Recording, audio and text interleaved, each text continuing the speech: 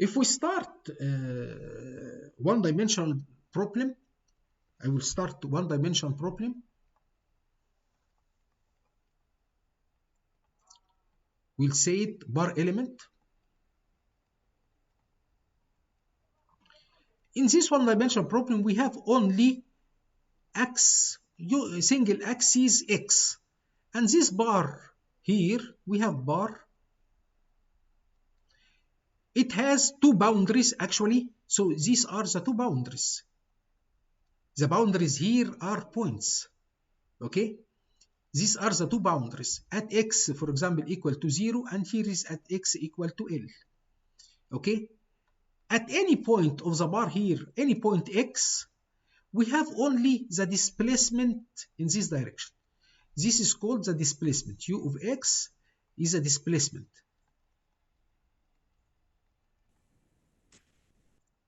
The displacement. The governing differential equation for this part, apart from any boundary conditions we have, whether it is free boundary condition, it is allowed to move, or it is fixed, stop it from movement, or anything, the governing differential equation, I will not talk about it from where it comes, but we can say, we can derive it. It's very easy. It is E times d2u of x by gx squared plus p of x equal to 0. E is Young's modulus, A is the cross-sectional area, and this is the second derivative. It is total derivative now because we don't have any other variable of the function u of x plus p of x. P of x is the domain loading, Here, when I write something, we will use it after that. This is domain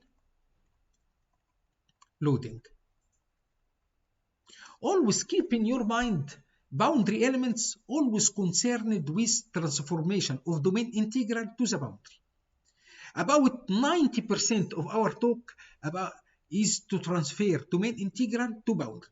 So when we have domain loading here, so this is very annoying. Once we have domain loading, we want this domain loading to be represented on the boundary. Always keep in your mind this. This domain loading, it is only here in this direction because we don't have any other direction. This is what we call it P of x. P of x could be constant, could be concentrated loading, could be partial loading, could be varied linear, could be varied in any variable. Okay, even inertia terms after that in dynamics, we will see it could be treated as domain loading. Okay, so in boundary elements, mainly we always got annoyed when we see domain loading, when we see any domain terms. We want to get rid of domain terms to the boundary. Okay, so this is the governing differential equation. This is the shape of the problem. Still, we need another thing to have complete problem in elasticity. We need boundary conditions. What kind of bar is this one? This bar could be we always put the boundary conditions on the boundaries, and here is the boundary at this point and at this point. 2 points only. Our boundary now is 2 points. It's not when we have two-dimensional problem.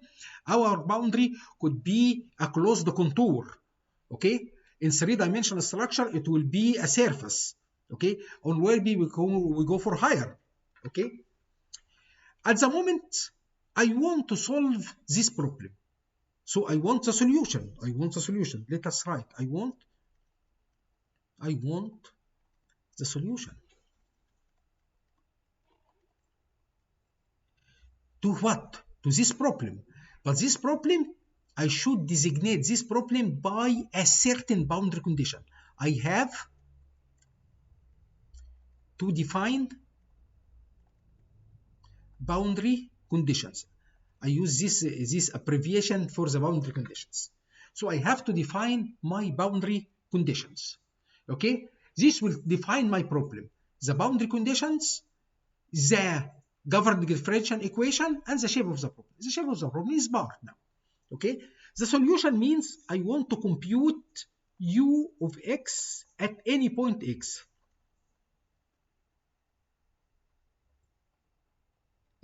So if I can compute u of x at any point x, I got the solution.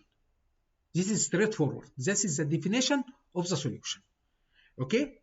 The type of domain loading here, that the bar, the problem of any bar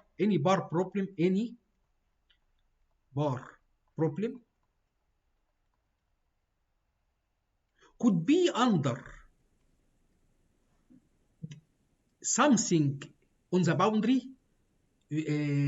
some prescribed values on the boundary. For example, I fix one boundary, and the other boundary I move it. I fix one boundary, and the other boundary I put load. Okay, so it could be under either boundary values. These boundary values could be force or displacement, or it could be under domain loading, or both. So I'm moving very slow at the beginning, but I'm trying to postulate important definitions. Okay, so any boundary values, whether it is displacement or forces, or any domain loading.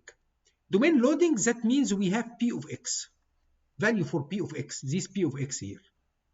Boundary values only, that means we have P of X equal to 0. Okay? Okay.